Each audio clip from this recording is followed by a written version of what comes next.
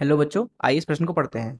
नाभिक की द्रव्यमान संख्या किसके बराबर होती है? पहला ऑप्शन है नाभिक में न्यूट्रॉनों की संख्या के, दूसरा ऑप्शन है नाभिक में प्रोटॉनों की संख्या के, तीसरा ऑप्शन है नाभिक में न्यूक्लियनों की संख्या के, चौथा ऑप्शन है इनमें से कोई नहीं। आइए इस प्रश्न की मुख्य अवधारणा की चर्चा करें। बात करें अगर परमाणु की, तो परमाणु के केंद्र में नाभिक होता है। नाभिक में ही परमाणु के सारे प्रोटॉन तथा सारे न्यूट्रॉन मौजूद होते हैं। इलेक्ट्रॉन जो होते हैं वो नाभिक के चारों तरफ घूमते रहते हैं और ये पूरी संरचना हमारी परमाणु है। अगर हमारे पास में नाभिक है, अगर इसका कुल द्रव्यमान लिखना चाहें तो यह हो जाएगा नाभिक के अंदर मौजूद सारे कणों का द्रव्यमान, अर्थात सारे सारे प्रोटॉनों का द्रव्यमान प्लस सारे न्यूट्रॉनों का द्रव्यमान। तो इस मुख्य उदाहरण का इस्तेमाल करके इस प्रश्न को हल करें। तो यहाँ पे पूछा जा रहा है कि नाभिक का द्रव्यमान संख्या किसके बराबर है। तो नाभिक का द्रव्यमान संख्या अगर बात करें तो नाभिक का द्रव्यमान संख्या जो होगा वह होगा प्रोटॉनों की संख्या प्लस न्यूट्रॉनों की संख्या के बराबर। इस योग को हम बोलते हैं न्यूक्लियन।